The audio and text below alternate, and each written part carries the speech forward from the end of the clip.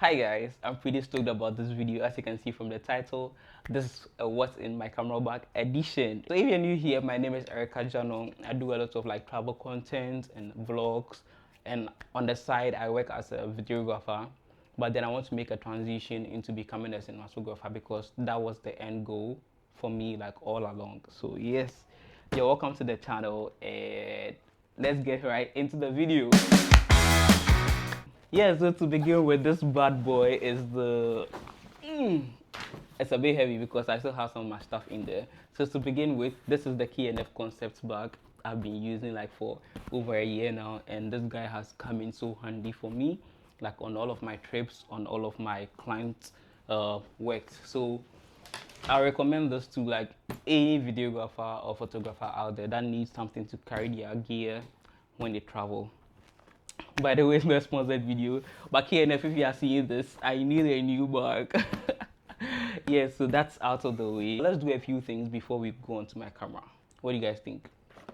So I have the DJI mic mini. Yeah, so that is the pouch, and this is the keys. That's what like I'm currently like filming on. Yeah, so this guy I've had it for well over like a month. Yeah, and it has come in like so handy, and I love this. And like run interview, I can like record a podcast, I can record like what's a view, and then I'm getting like the sound like straight into the camera, and then the sound that comes out of this like is so good. For something as small as this, like a wireless one, I recommend like the DJI Mini. Yeah, so guys, so this is the Philworld F6 Plus. This is like my own camera monitor. This is what I use to like to monitor my visuals when I'm out there filming. So I use this basically like for like client projects, and then like for documentary stuff. I hardly use it for like YouTube because I need a smaller setup when I'm doing like run and gun stuff. But I recommend this if you're doing like professional work. Yeah, so this I've had for like 2 years. Yeah, and this guy has come in very handy for me like when I needed it to. Yeah, so this is the Zoom Aces recorder. I've had this guy for just well over a month. I think it was around the same time I got the DJI Mic Mini. I've not had a chance to use this guy yet. So this is how it comes. Yeah, and it has like the capsule that you can put it on. You can mount the capsule on. I hope I'm doing this the right way. Good. So this is the Zoom Aces Essential. This is how it comes out from the box, and then it has like four um, mics input. Okay, so you can connect like four microphones to this, and then you can use to record your event. You can use to record your podcast and stuff. Hopefully, I'm able to do some client projects with them. I record like some interviews and some documentaries later with this guy. I'm sure you're wondering why I have like a flash in my bag as a videographer. Yeah, so a little backstory here. So I transitioned from being a graphic designer to becoming a photographer, and then like moving from being a photographer to like a videographer. I use this for like photographic gigs. I don't get a lot of photographic gigs as much, but as and when I do get it, I make sure to carry this guy with me. We have the beast. This is the 24 to 105 GOSS. This is the lens I use for most of my works. This is for like my clients projects, and then like for my personal projects. So this is what I use. This is the 24 to 105, but it's an f4 lens, mind you. If you want to get this, it's an f4. It doesn't go down to 2.8 or 1.8. It's locked at f4. But this guy like has never failed me like on any of my projects, even though like you need a bit of light for when you're filming like in the night.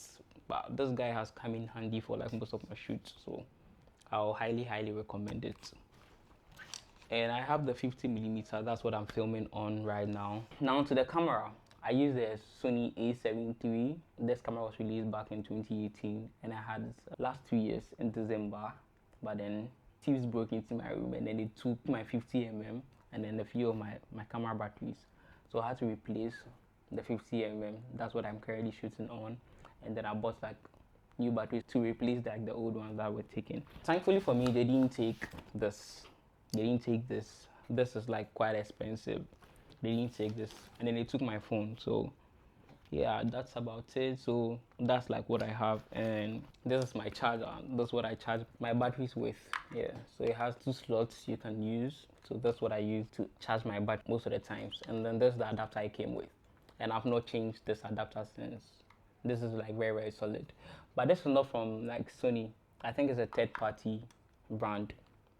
This is Evatronic. Yeah, Evatronic. So it has come in handy for me, and I've not had any issues or complaints, so I highly recommend it. And I have these guys. These are so essential. These I use to clean my lenses, and I try as much as possible to clean them like every month or every 2 months when I remember. But like I try to keep them clean so that it doesn't like have dust on them and then cause like scratches on my lens. Yeah, so these come in so handy.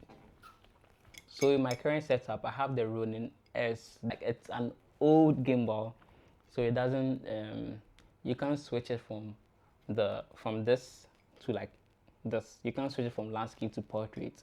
So you need something a third party adapter, which is this the L bracket, and then I attach this to my camera, and I'm able to film like vertically. I only use it when I take the cage off my camera and then I want to film with just the camera body. That's when I use this. But if I want to leave like the cage on, I don't need this guy because the cage has, you know, a lot of mounting points that I can just attach the plate to. So yeah, this is the Ronin S. It's like pretty old. There are new models out there you can get. I wouldn't recommend this, but if you are going to get, make sure you get like a very mint used one. Okay, one that's like the conditions are not so bad. Yeah, I've had this like from 2022, I think. So yes, I've used them for like quite some time. Yeah, it has held me down like for all my shoots, but like it's broken, so I had to get a replacement for this guy. I'm thinking about the RS4 Pro, yeah, or the RS5. That's or RS3 even. Yeah, that's what I intend on getting for my setup. And I have these, but this is not mine. This is for a friend. So I really like the color, but I mean it's not mine. So yeah. But I have these I have there's one extra one, a SanDisk. Yeah, I don't know where I've placed it, but these are like Transcend. These are all like 2 TB. This is what I was using when I had my Windows machine until it got stolen. So if I want to use this guy with my iMac or with my Mac, I would have to like format it, and I have like valuable stuff on here that I don't want to format it. So I'm able to access whatever files are on there, but I'm not able to add files on there. I don't know if you get me. Yeah, so these come in handy, but these have been formatted to be able to use on the Mac. Yeah, so this is a Seagate, this is also a Seagate. Yeah, I think this is like a 1 TB. This is like HDD, but this is an SSD. So I'll usually recommend like SSD, or everywhere you go, they'll usually recommend SSDs for editing because it doesn't have a lot of moving parts, and then it's efficient when you are using to edit as compared to the HDD. Yeah, and then this is an adapter. I use this like for my Mac, so I'm able to put my SD card in here. I'm able to put like the micro SD card. I'm able to add like 2 extra Type C. Yeah, in addition to this. This is the MacBook Pro 2018. Yeah, so I've had this guy for a while now, and this guy has been like so amazing. This is my workspace. This is where I do all of my editing. Even though I use this guy, I don't use it as much because this has a higher processor, and this is like 2015, but this is 2018, so you know what that is. So yeah, I tend to use this a whole lot, and it's able to fit into my bag. K&F like really, you know, took their time to build this bag because it's able to carry like everything that I've showed you, except like for the stuff in the boxes. So if I want to use them, I'll just like take them out from the boxes and then pack everything. So that is it for like this video. You now know like everything that I own in my camera bag and everything that I use. One important thing that I didn't mention, yeah, an ND filter. These guys come in so handy. This is also like a KNF. Yeah, so you can tell that I really use like a lot of KNF stuff. This is pretty beat because it had like some scratches on there. But I mean, apart from the scratches, it works. It works perfectly. But hopefully, I get money to change it. Yeah, this helps me to shoot at the right shutter, the right aperture, and then the right ISO when I'm out there filming for my YouTube and then for clients' works. So yeah, so that is basically like everything that is in my camera bag, from my camera to like my lenses that I own to like sound, and I have this triple K168 tripod that I use to travel a lot. It's compact, it's small. I'm filming on that one. So that's like everything I have in my camera bag. If you have any other questions, please leave it in the comment section. And I hope you liked this video. I know like it's a bit clumsy here. This is like my first time doing this.